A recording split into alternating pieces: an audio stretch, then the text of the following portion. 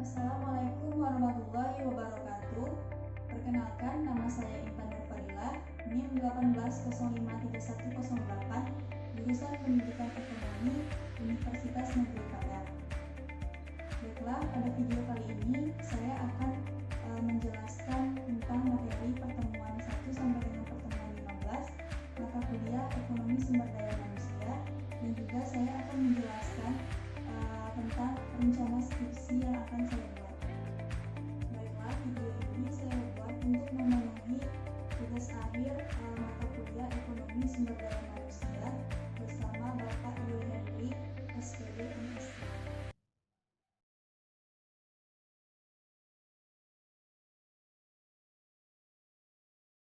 Baiklah, di sini saya akan menjelaskan materi pertemuan 1 sampai dengan pertemuan 15. Sumber daya manusia di berbagai aspek ekonomi dalam konteks mikro merupakan sejumlah skill pengetahuan yang ada pada manusia yang kita kenal sebagai human capital atau modal manusia. Sedangkan dalam konteks makro, sejumlah orang yang memiliki skill pengetahuan pada level tertentu.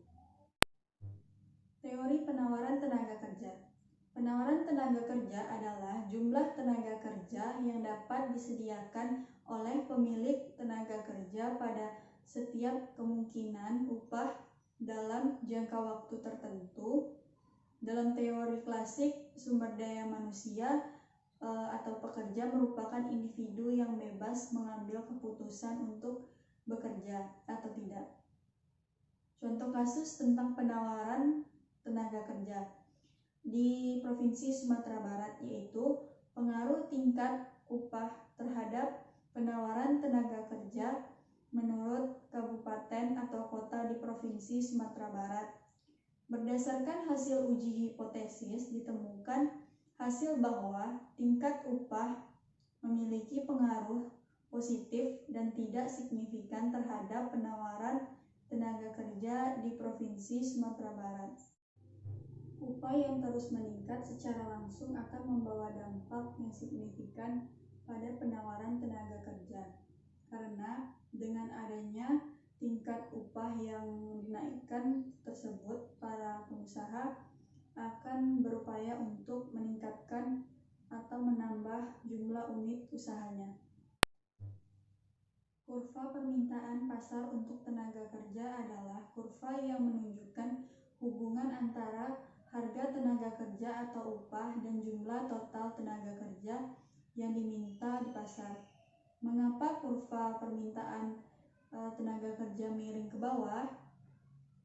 Karena hukum pengembalian yang semakin menurun. Ketika sebuah perusahaan mempekerjakan lebih banyak pekerja, setiap pekerja tambahan berkontribusi lebih sedikit terhadap output.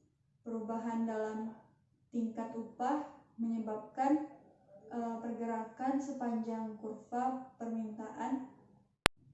Kesempatan kerja adalah ketersediaan lapangan kerja untuk menampung angkatan kerja. Kesempatan kerja adalah indikator penting suatu perekonomian. Kesempatan kerja yang luas menurunkan jumlah orang menganggur, meningkatkan produktivitas, dan meningkatkan produksi serta pendapatan nasional. Permintaan tenaga kerja. Permintaan tenaga kerja berkaitan dengan jumlah tenaga kerja yang dibutuhkan oleh perusahaan atau instansi tertentu.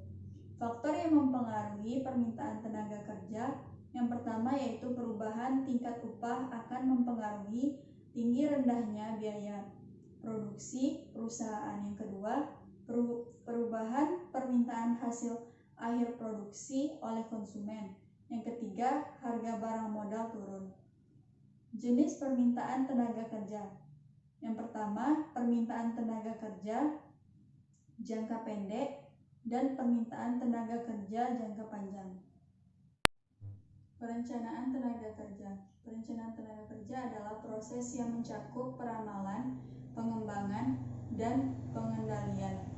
Perencanaan tenaga kerja juga dikenal sebagai perencanaan personal atau perencanaan sumber daya manusia.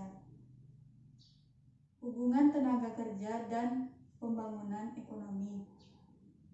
Tenaga kerja dan pembangunan ekonomi memiliki hubungan yang erat, di mana ketika kualitas tenaga kerja atau sumber daya manusianya baik, maka perekonomian sebuah negara bisa semakin baik. Karena tenaga kerja merupakan salah satu faktor produksi. Jika kualitasnya tenaga kerjanya semakin baik, maka hasil produksinya juga bisa meningkat. Tahapan pelaksanaan perencanaan tenaga kerja makro. Perencanaan tenaga kerja secara makro tidak hanya berkaitan dengan pembuatan perkiraan permintaan tenaga kerja dan penawaran tenaga kerja. Perbandingan permintaan dan penawaran tenaga kerja. Permintaan tenaga kerja dalam konteks ekonomi didefinisikan sebagai jumlah maksimum suatu barang atau jasa yang dikehendaki seorang pembeli untuk dibelinya pada setiap kemungkinan harga dalam jangka waktu tertentu. Penawaran tenaga kerja yaitu jumlah tenaga kerja yang dapat disediakan oleh pemilik tenaga kerja pada setiap kemungkinan upah dalam jangka waktu tertentu. Perencanaan pendidikan dan pelatihan. Pendidikan dan pelatihan adalah upaya untuk mengembangkan sumber daya manusia atau tenaga kerja, terutama untuk peningkatan profesionalisme yang berkaitan dengan keterampilan administrasi dan keterampilan manajemen atau kepemimpinan. Pendidikan adalah kegiatan yang diselenggarakan untuk meningkatkan kompetensi menyeluruh seseorang dalam arah tertentu dan berada di luar lingkungan pekerjaan yang ditanganinya. Sedangkan pelatihan adalah aktivitas yang berfungsi meningkatkan kinerja seseorang dalam pekerjaan yang sedang dialami atau yang terkait dengan pekerjaannya. Konsep dasar pasar tenaga kerja. Pasar tenaga kerja adalah suatu pasar yang mempertemukan penjual dan pembeli tenaga kerja. Sebagai penjual dan tenaga kerja, di dalam pasar ini adalah para pencari kerja atau pemilik tenaga kerja, sedangkan sebagai pembelinya yaitu orang-orang atau lembaga yang memerlukan tenaga kerja. Pengangguran atau unemployment didefinisikan sebagai suatu keadaan di mana seseorang yang tergolong dalam kategori angkatan kerja atau labor force tidak memiliki pekerjaan dan secara aktif sedang mencari pekerjaan. Ada dua dasar utama klasifikasi pengangguran, yaitu pendekatan angkatan kerja atau labor force approach dan pendekatan pemanfaatan tenaga kerja. 1. Pendekatan angkatan kerja atau labor force approach. Pendekatan ini mendefinisikan pengangguran sebagai angkatan kerja yang tidak bekerja. Kedua, pendekatan pemanfaatan tenaga kerja atau labor utilization approach. Dalam pendekatan ini, angkatan kerja dibagi menjadi 3 kelompok, yaitu menganggur atau unemployed, setengah menganggur, dan bekerja penuh. Terdapat beberapa jenis pengangguran menurut Sukirno. Terdapat dua cara untuk menggolongkan jenis-jenis pengangguran, yaitu berdasarkan sumber atau penyebab yang mewujudkan pengangguran dan ciri pengangguran. Berikut jenis pengangguran berdasarkan penyebabnya. 1. Pengangguran normal atau friksional. 2. Pengangguran siklikal. 3. Pengangguran struktural. 4. Pengangguran teknologi. Penggolongan jenis pengangguran berdasarkan cirinya adalah yang pertama, pengangguran terbuka. Kedua, pengangguran tersembunyi. 3. Pengangguran bermusim. 4. Setengah menganggur. Dampak pengangguran terhadap perekonomian. Pengangguran menyebabkan masyarakat tidak dapat memaksimumkan kesejahteraan yang mungkin dicapainya. Pengangguran menyebabkan pendapatan nasional yang sebenarnya atau aktual output dicapai lebih rendah daripada pendapatan nasional potensial. Pengangguran menyebabkan pendapatan pajak atau tax revenue pemerintah berkurang. Kebijakan pemerintah untuk mengatasi pengangguran. 1. Pemerintah memberikan bantuan wawasan pengetahuan dan kemampuan jiwa kewirausahaan kepada usaha kecil dan menengah atau UKM berupa bimbingan teknis dan manajemen, memberikan bantuan modal jangka panjang, perluasan pasar, serta pemberian fasilitas khusus agar dapat tumbuh secara mandiri dan andal bersaing di bidang-bidangnya, mendorong terbentuknya kelompok usaha bersama dan lingkungan usaha yang menunjang dan mendorong terwujudnya pengusaha kecil dan menengah atau UKM yang mampu mengembangkan usaha, menguasai teknologi dan informasi pasar, dan peningkatan pola kemitraan UKM. 2. Segera melakukan pembenahan, pembangunan, dan pengembangan kawasan-kawasan khususnya di daerah yang tertinggal dan terpencil sebagai prioritas dengan membangun fasilitas transportasi dan komunikasi.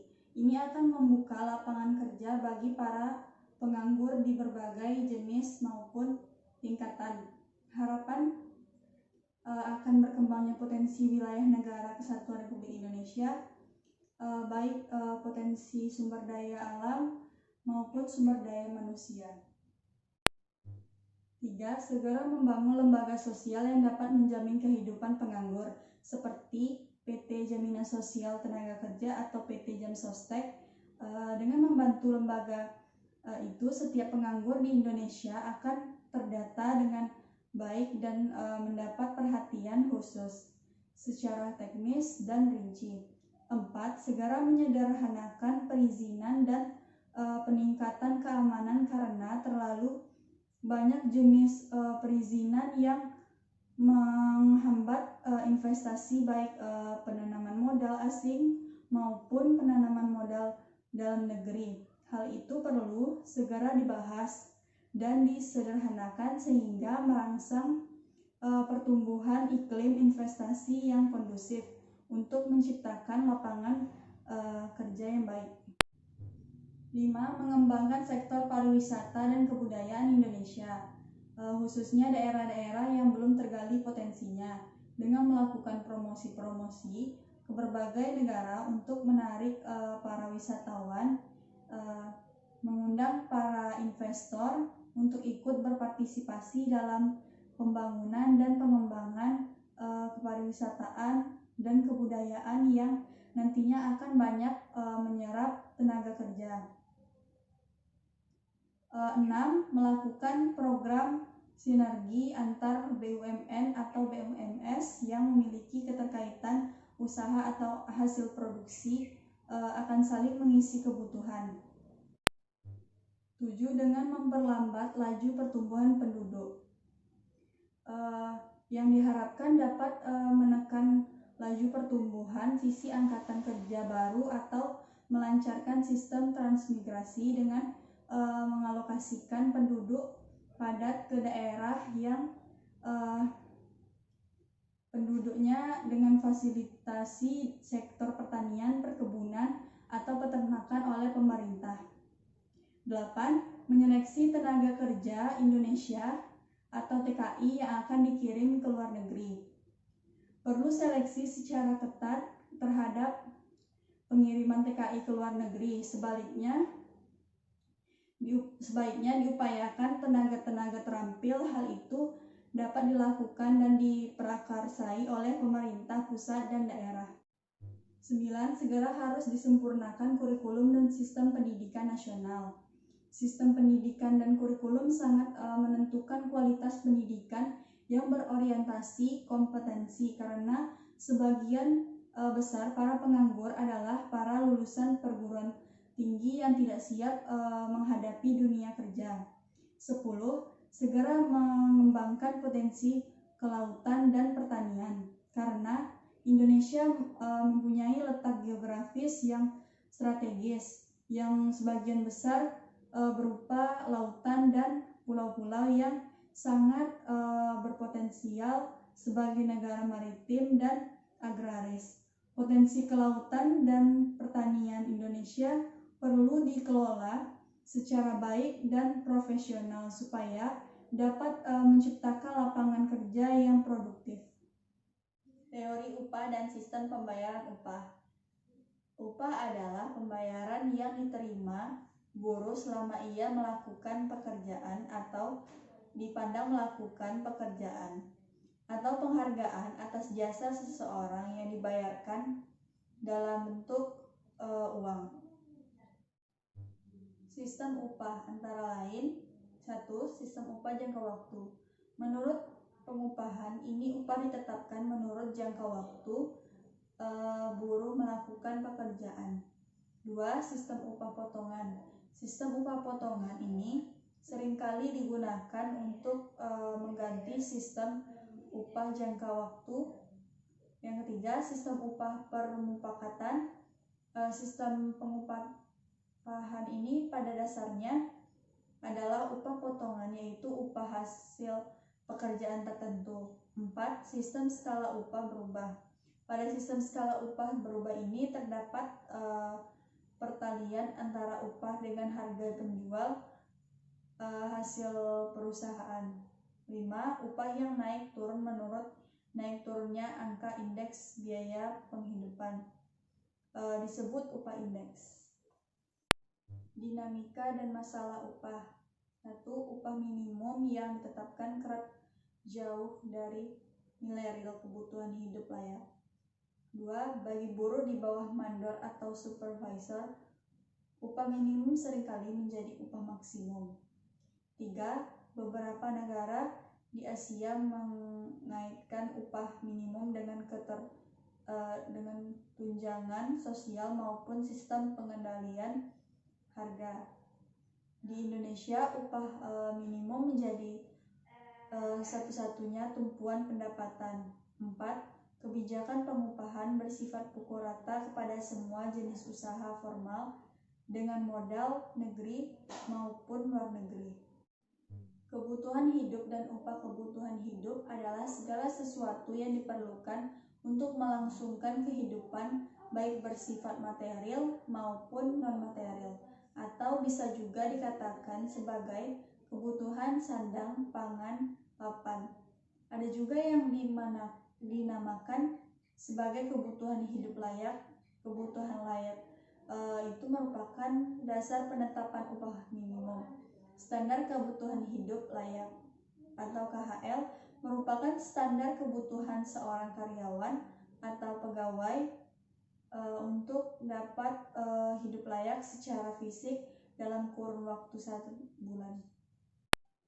Hubungan industrial. Hubungan industrial adalah suatu sistem hubungan yang terbentuk antara para pelaku dalam proses produksi barang dan atau jasa yang terdiri dari unsur pengusaha, pekerja atau buruh, dan pemerintah yang didasarkan pada nilai-nilai Pancasila dan Undang-Undang Dasar Negara Republik Indonesia tahun 1945. Ketiga unsur tersebut mempunyai fungsi yang berbeda dalam melaksanakan hubungan industrial. Human capital adalah sumber daya tak berwujud yang diberikan karyawan kepada organisasi. Human capital mewakili faktor manusia dalam organisasi yang merupakan gabungan antara intelijensia, keterampilan, dan keahlian yang memberikan karakteristik tersendiri pada organisasi. Human capital memiliki peran penting dalam mendorong pertumbuhan ekonomi, baik dalam skala lokal maupun nasional.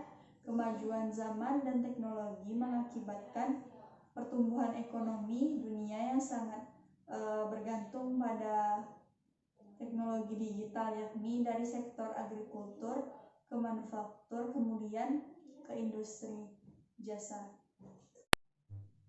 Faktor-faktor yang menentukan human capital atau modal manusia diantaranya yang pertama yaitu kemampuan atau skills, pendidikan, pengalaman, kebijaksanaan, kreativitas, pengetahuan, keterampilan, pelatihan, penghakiman.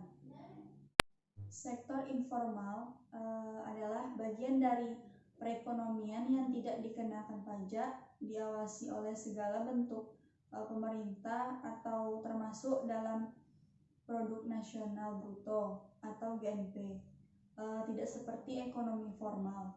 Kegiatan perempuan di sektor informal memungkinkan mereka untuk secara efektif menggabungkan peran produktif dan reproduktif mereka karena jam kerja fleksibel, namun memungkinkan mereka untuk merawat anak-anak mereka. Rumah tangga yang dipimpin oleh perempuan cenderung lebih banyak bekerja pada sektor informal yang memiliki pendapatan rendah. Masalah pekerja anak pada generasi yang akan menjadi penerus bangsa, sehingga mereka harus dipersiapkan dan diarahkan sejak dini agar dapat tumbuh berkembang menjadi anak yang sehat jasmani dan rohani, maju mandiri dan sejahtera, menjadi sumber daya yang berkualitas dan dapat menghadapi tantangan di masa yang akan datang. Pekerja anak adalah anak-anak yang berusia di bawah 18 tahun. Anak-anak boleh dipekerjakan dengan syarat mendapat izin orang tua dan bekerja maksimal 3 jam sehari. Pekerja anak adalah masalah sosial yang telah menjadi isu dan agenda global bangsa-bangsa di dunia, tak terkecuali di Indonesia. Pembagian kerja secara seksual pada kondisi ini salah satu jenis kelamin yang lebih rendah atau dinomorduakan posisinya dibandingkan dengan jenis kelamin lainnya. Dengan demikian terjadi subordinasi terhadap perempuan, peran yang menunjukkan perempuan menjalankan fungsi dalam sektor domestik sebagai istri atau ibu, mengurus rumah tangga, mengasuh anak dan melayani suami, sementara laki-laki menjalankan fungsi-fungsi sektor publik seperti mencari nafkah.